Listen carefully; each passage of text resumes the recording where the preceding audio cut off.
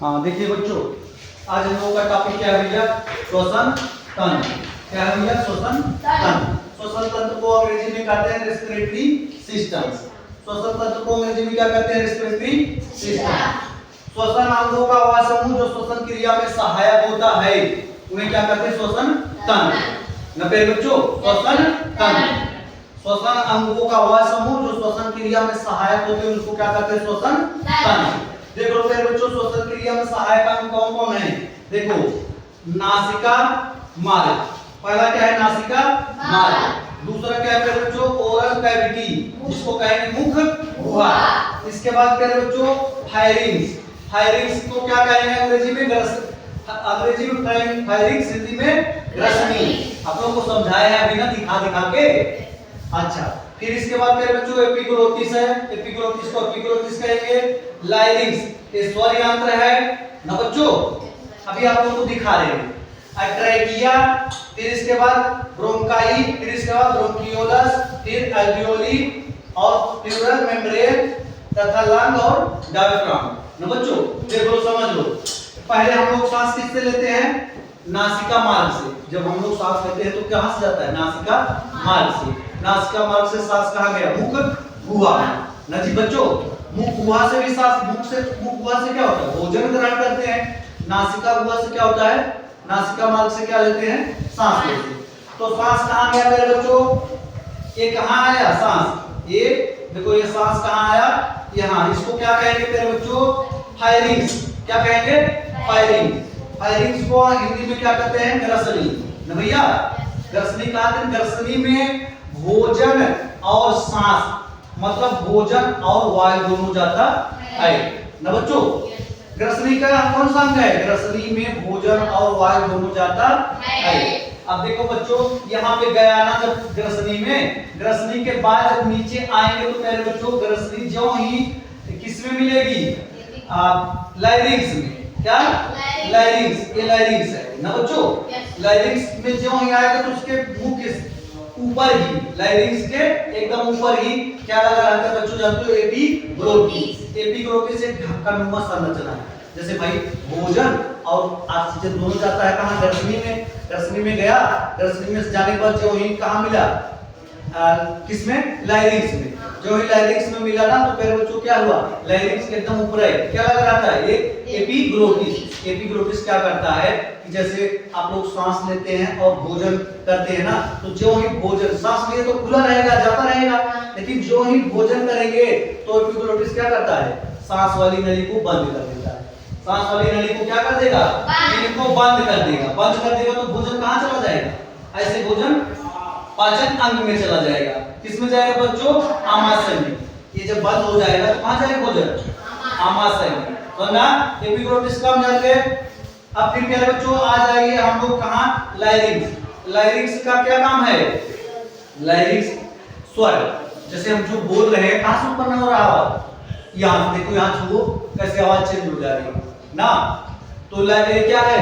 लाइरिंग्स। लाइरिंग्स में ये उठा हुआ भाग देख रहे हैं ना, ये उठा हुआ भाग, इसको आइडामिपल कहते हैं। क्या कहते हैं बच्चों? आइडामिपल। इसमें देखो मेरे बच्चों, पुरुष का अलग होता है, महिला का अलग। पुरुष का कितना एमएम का होता है? 20 एमएम। पुरुष का कितना होता है? 20 एमएम। और महिला का 15 एमएम ना जी। इतना बड़ा होता है। तो इतना बड़ा होता है इसलिए इसकी आवाज कैसी होती है? पुरुष की मोटी, और महिला की आवाज कैसी होती है? पतली। इनकी आवाज लो पिच की होती है पुरुष की, और महिला की हाई पिच की। समझ में आया बच्चों? अब देखो वायु कहां आ गई? वायु आ गई ट्रेकिया में। ट्रेकिया कैसा होता है बच्चों? सी आकार की पाइप नुमा संरचना होती है। पाइप, गोल वाली पाइप देखिए ना, संरचना होती है। जैसे देखो, अब ये क्यों होती है? इसलिए ताकि मेरे बच्चों इसके चिपके ना, एक दूसरे में चिपके ना और सिकुड़े ना। समझा नहीं? अगर भाई एकदम लचीला होता तो क्या होता? एकदम चिपक जाता, कभी टेढ़ा मेढ़ा हो जाता। हम पाइप हुआ है तो क्या है? एकदम टाइट है, ना चिपके और ना तो सिकुड़े। समझ आ बच्चों? एक कार्टिलेज का होता है, जैसे हमारा कान है, जैसे कान को ऊपर दबा के छोड़िए, खुल गया, दबा खुल गया, है कि नहीं? ऐसे ही कार्टिलेज का होता है। तो प्यारे बच्चों देखो, श्वसन यहाँ पे आया, यहाँ पे इसको ट्रैकिया कहेंगे। देखो ट्रैकिया है, देखो ट्रैकिया है। ट्रैकिया के बाद ट्रैकिया दो भागों में बट गया ना जी। इसको प्यारे बच्चों क्या कहेंगे? ब्रोंकाई। इसको क्या कहेंगे? ब्रोंकाई। इन दोनों को क्या कहेंगे? ब्रोंकाई। ब्रोंकाई से हमारा सांस आया कहाँ, मतलब वायु कहाँ आई? प्यारे बच्चों ब्रोंकियोलस। ये जो ब्रोंकाई में से कई शाखाएं टूटी हैं, इनको क्या कहेंगे? ब्रोंकियोलस। क्या कहेंगे बच्चों? ब्रोंकियोलस। ब्रोंकियोलस कहाँ जाके खुलेगा? है जो गोल गोल देख रहे हो संरचना गोल गोल, ये क्या है प्यारे बच्चों? एल्वियोली ना भैया। एल्वियोली क्या करता है? एल्वियोली में ही हम लोग जो श्वास लेते हैं ना, ऑक्सीजन ग्रहण कर लेता है, कार्बन डाइऑक्साइड छोड़ देता है। यहाँ पे एल्वियोली में ही क्या होता है? क्या होता है मेरे बच्चों? सांस का आदान प्रदान होता है। कार्बन डाइऑक्साइड और ऑक्सीजन का आदान प्रदान होता है। ये कहाँ मिला रहता है? ये रक्त में मिला रहता है, रक्त नलिकाओं में। एल्वियोली कहाँ मिला रहता है? रक्त नलिकाओं। रक्त नलिकाओं में क्या बनता है? रक्त। रक्त में से क्या होता है? कार्बन डाइऑक्साइड युक्त रक्त आता है और साफ रक्त क्या करता है? साफ रक्त अपने शरीर में जाता है। समझना कि नहीं? ऑक्सीजन युक्त रक्त शरीर में जाता है और कार्बन डाइऑक्साइड युक्त रक्त कहाँ आता है? एल्वियोली में। अब ये भेज देगा कहाँ? ऊपर निकाल देगा। समझना कि नहीं? अब देखो मेरे बच्चों पूरा कहानी पढ़ो देख करके। श्वसन अंगों का वह समूह जो श्वसन क्रिया में सहायक होता है, उसको क्या कहते हैं? श्वसन तंत्र। इसमें क्या क्या होता है मेरे बच्चों? निःश्वसन और निःश्वसन। निःश्वसन का मतलब सांस लेना, मतलब सांस ग्रहण करना। निःश्वसन का मतलब छोड़ना। अभी तक इतने से काम नहीं होगा। श्वसन क्रिया 3 होता है, एक सांस लेना और एक सांस छोड़ना, और तीसरा क्या है? ऊर्जा उत्पन्न करना। अच्छा भाई सांस क्यों लेता है, क्यों छोड़ते हैं? क्यों? गाड़ी देखो ना, गाड़ी भी मशीन जो चलती है वो भी सांस ले, नाक लगाना था उसमें ना, सांस ली तो जाकर क्या करती है? जो तेल होता है ना उसमें मिल करके क्या होता है? ऊर्जा उत्पन्न करता है। ऐसे हम लोग जो सांस लिए ना, वो सांस कहाँ गया? खून में। ब्लड से कहाँ गया मेरे बच्चों? कोशिका में। कोशिका में क्या होता है? आप लोग जो भोजन किए हैं, जो कार्बोहाइड्रेट है वो किसमें बदल गया? ग्लूकोज में। ग्लूकोज में जो मिलेगा ऑक्सीजन, क्या होगा? ऑक्सीडेशन की क्रिया। ऑक्सीडेशन की क्रिया से क्या उत्पन्न होगा बच्चों? कार्बन डाइऑक्साइड, जल और ऊर्जा उत्पन्न होगी। पानी तो पसीना से निकल जाएगा ना भाई, मुंह से भी निकल जाता है। फूको भी शीशे में तो शीशा कैसा होता है? धूमिल हो जाता है, तो क्या होता है? वाष्प रहता है। मुंह से भी क्या निकलता है? पानी। और क्या निकले? Carbon dioxide. और जो हमारे अंदर ऊर्जा आ जाए उससे से हम लोग क्या करेंगे? काम करेंगे। समझना? देखो बच्चों कैसे निःश्वसन के संयुक्त रूप को क्या कहते हैं? श्वासोच्छ्वास कहते हैं ना बच्चों।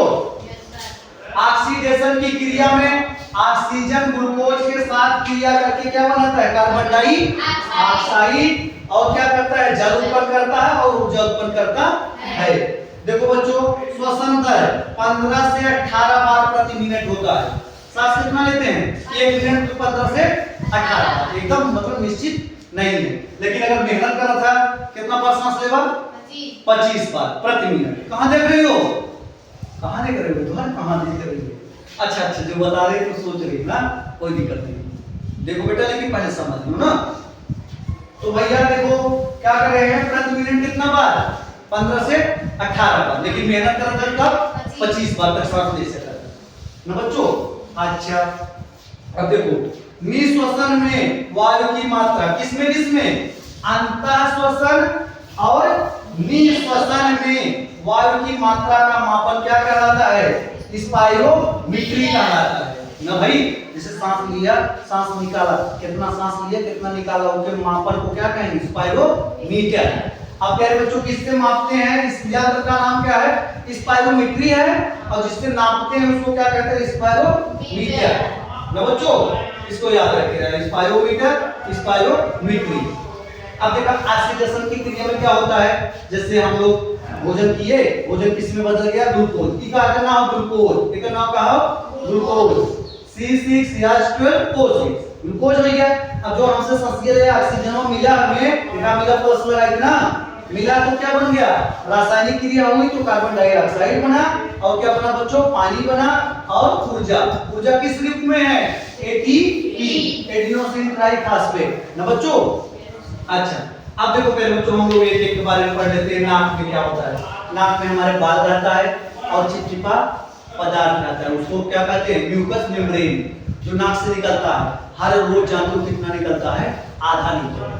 कहाँ जाता है, आधा लीटर चला जाता है। वो क्या करता है बच्चों, जैसे बाहर निकल जाता है, बाहर भी निकल जाता है। अगर मान लीजिए थोड़े अगर हम लोग धूल चला गया नाक से तो क्या करता है, साफ करते हैं तो निकल जाता है कि नहीं। तो अगर ना रहे तो चला जाए ना, धूल या मतलब जीवाणु अंदर चला जाए कि नहीं, चला जाएगा ना भाई। प्रिंसी तो बोल नहीं रहे, चला जाएगा ना। क्या करता है, नासिका द्वार, इसमें जो है सूंघने का काम करता है। इसमें बाल रहता है, बाल क्या करता है, धूल के कण और जीवाणुओं से रक्षा करता है। म्यूकस मेम्ब्रेन कितना निकलता है बच्चों, 1.5 लीटर। ये दोनों म्यूकस मेम्ब्रेन और बाल क्या करते हैं, हमारे अंदर जो जीवाणु और धूल के कण को जाने से रोकते हैं। समझ दमाई हो रही, देख रहे हो ना, पूरा चला जाएगा बाल ना रहे तो। अच्छा, दूसरा पेड़ बच्चों क्या है, ग्रसनी। ग्रसनी में दोनों काम होता है, पाचन और श्वसन दोनों का भाग है ना भाई। इनमें हवा भी जाए और भोजन भी। इसी के नीचे क्या है पेड़ बच्चों, स्वर यंत्र। स्वर यंत्र के एकदम ऊपर क्या है पेड़ बच्चों, एपिग्लोटिस। एपिग्लोटिस जानते हो ना, भोजन वाली नली को क्या करता है, भोजन वाली नली को खोल देता है इधर, वायु वाली नली को मतलब श्वसन नली को क्या कर देता है, बंद कर देता। अच्छा, अब ये क्या करता है, स्वर यंत्र। इसको स्वर यंत्र को अंग्रेजी में फायरिंग्स भी कहते हैं। ये क्या करता है प्यारे बच्चों, इस आवाज उत्पन्न करने का काम करता है। एटम पर बता दिए है ना, एटम पर। अब देखो प्यारे बच्चों, ट्रैकिया क्या एक रहा था, लगभग 16 से 20 आकृति बनी रहती है ना भाई, सी आकार की, जो सिकुड़ने और चिपकने में। ब्रोंकाई क्या करता है मेरे बच्चों, ब्रोंकाई से ही इसमें जो है सांस कहां जाकर मिलता है, ब्रोंकियोलस। ब्रोंकियोलस में जुड़ता है। ब्रोंकाई किसमें मिलता है, ब्रोंकियोलस। अब ब्रोंकियोलस कहां जाता है मेरे बच्चों, एल्वियोली में। अब देखो फेफड़े क्या होते हैं, 2। कितने फेफड़े, 2। तो एक दाहिना फेफड़ा है, बायां फेफड़ा। दायां फेफड़ा हमेशा बाएं फेफड़े से बड़ा होगा, क्योंकि बाएं फेफड़े के बगल में ना हृदय है लगा रहता है, पूरा जगह लिया रहता है। अब दाएं फेफड़े में 3 पालियां होती हैं, बाएं फेफड़े में केवल 2 पालियां। समझा बच्चों। अच्छा, अब अगर आप लोग जैसे देखो यहाँ पे क्या है, डायाफ्राम है। डायाफ्राम के कारण ही हम लोग सांस बाहर फेंक पाते। जब ये उठेगा ना तो सांस बाहर जाएगी, जब ये डायाफ्राम ये नीचे जाएगा तो सांस अंदर खींचेगा। समझ आप, फेफड़े के नीचे डायाफ्राम होता है। डायाफ्राम जब उठेगा तो सांस बाहर जाएगी और जब नीचे जाएगा तो सांस खींच लेगा। समझ रहे हो ना मेरी बात, डायाफ्राम को याद रखिएगा। आइए, फेफड़े के ऊपर जो एक झिल्ली होती है ना बच्चों, इसको क्या कहेंगे, प्लूरल मेम्ब्रेन। क्या कहेंगे बच्चों, के ऊपर एक झिल्ली लगी रहा है भाई, वैसे तो है ना, एक झिल्ली के अंदर बंद होए ना, वो झिल्ली का नाम है प्लूरल मेम्ब्रेन। अच्छा, एक चीज और देख लो प्यारे बच्चों, जब हम लोग सांस लेते हैं तो खाली ऑक्सीजन हमारे शरीर में जाता है नहीं, कि वायुमंडल में क्या क्या होता है, नाइट्रोजन होता है, ऑक्सीजन होता है, कार्बन डाइऑक्साइड, तो तीनों जाते हैं। नाइट्रोजन कितने परसेंट, 78%, कार्बन डाइऑक्साइड 0.03% और ऑक्सीजन कितना, 21%। जब लिया तो नाइट्रोजन क्या करेंगे प्यारे बच्चों, जितना लिए निःश्वसन में उतना ही बाहर निकल जाएगा। ऑक्सीजन 21% लिया ना, कितना यूज होने के बाद 17 का बचा, 17 3 20 है 21, 4% शरीर में यूज होगा। और फिर प्यारे बच्चों 0.03% कार्बन डाइऑक्साइड रहा, अब निकला कितना, 4% बाहर निकल गया। समझा नहीं, कितने बच्चों को समझा गया। हाँ, चलो प्यारे बच्चों कल फिर समझाएंगे।